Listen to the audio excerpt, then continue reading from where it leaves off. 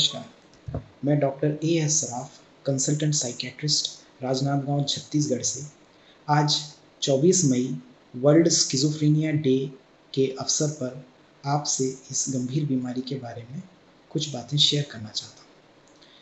Schizophrenia एक गंभीर बीमारी है जिसमें व्यक्ति की सोच, उसकी भावनाएं और उसके व्यवहार पर बहुत गंभीर प्रभाव पड़ता है। यह बीमारी लगभग 1% लोगों में पाई जाती है। इस बीमारी की शुरुआत किशोरावस्था में होती है, पुरुषों में करीब 20 से 25 साल की उम्र में और महिलाओं में करीब 30 से 35 साल की उम्र में। इस बीमारी के प्रमुख लक्षणों में 3 प्रकार के लक्षण पाए जाते हैं: पॉजिटिव सिम्टम्स, नेगेटिव सिम्टम्स और कॉग्निटिव सिम्टम्स।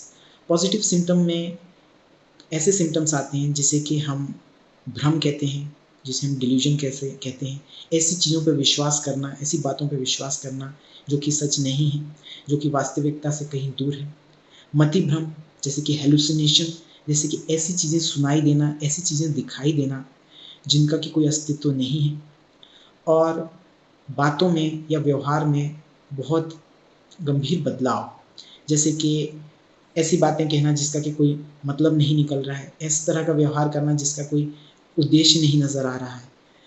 इसमें नेगेटिव सिम्टम्स भी होते हैं, जैसे कि अत्यंत उदासीनता, किसी काम में कोई रुचि न लेना, किसी से कोई बात ना करना, चुपचाप गुमसुम बैठे रहना।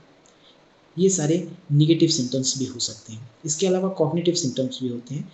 कॉग्निटिव सिम्टम्स मतलब कि व्यक्ति के सोचने समझने की शक्ति पर प्रभाव पड़ता है, निर्णय लेने में तकलीफ होना, निर्णय लेने में समय लगना और मेमोरी, वर्किंग मेमोरी जिसको हम कहते हैं, उसमें कुछ चेंजेस आते हैं, उसमें कुछ डेफिसिट, उसमें कुछ कमियां आती हैं। इस बीमारी का डायग्नोसिस या इस बीमारी का निदान कैसे किया जाता है? बाकी बीमारियों की तरह स्किज़ोफ्रेनिया या फिर अन्य जो मानसिक रोग होते हैं उसका कोई कन्फर्मेटरी टेस्ट या लैब टेस्ट नहीं होता है। इसका निदान, इसकी डायग्नोसिस साइकियाट्रिस्ट द्वारा पेशेंट से बात करने पर, उसके व्यवहार को ऑब्जर्व करने पर इसकी डायग्नोसिस की जाती है। इसका उपचार क्या है? इसका उपचार उपलब्ध है। व्यक्ति को दवाएं लेनी पड़ती हैं जिसे हम एंटीसाइकोटिक मेडिकेशंस कहते हैं। एंटीसाइकोटिक दवाएं होती हैं जो व्यक्ति को लेनी पड़ती हैं। अगर व्यक्ति इन दवाओं को रेगुलर और डॉक्टर की, साइकियाट्रिस्ट की सलाह पर अगर लेता रहे तो वो एक नॉर्मल जीवन व्यतीत कर सकता है।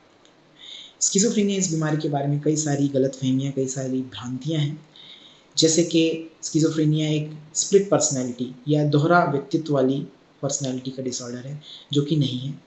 स्प्लिट पर्सनैलिटी डिसऑर्डर बहुत ही रेयर एक डिसऑर्डर है जो कि अक्सर आम तौर पे पाया नहीं जाता है। स्किज़ोफ्रेनिया एक अलग बीमारी होती है जो कि लगभग 1% लोगों में पाई जाती है। दूसरी भ्रांति ये है कि स्किज़ोफ्रेनिया वाले व्यक्ति बहुत खतरनाक होते हैं। ऐसा नहीं है। स्किज़ोफ्रेनिया वाले ज़्यादातर पेशेंट्स जो है खतरनाक नहीं होते हैं। हालांकि स्किज़ोफ्रेनिया बीमारी से ग्रस्त कई पेशेंट्स अक्सर घर छोड़ के निकल जाते हैं, सड़कों पर रहने लगते हैं। ऐसी परिस्थिति में अगर उनको कोई उकसाता है, उन पे कोई अत्याचार करता है तो पलट के वो भी वार कर सकते हैं। लेकिन अक्सर स्किज़ोफ्रेनिया के जो पेशेंट्स होते हैं, जो मरीज़ होते हैं, वो हानिकारक या उग्र नहीं होते हैं या वायलेंट नहीं होते हैं। इसके बारे में और भी भ्रांतियाँ फैलाई जाती हैं, जैसे कि ये बीमारी से ग्रस्त व्यक्ति कभी ठीक नहीं हो सकता है, ये बीमारी जो है फैलती है बात करने से, छूने से। ऐसा कुछ नहीं है। ये बीमारी जो है छूने से या बात करने से नहीं फैलती है।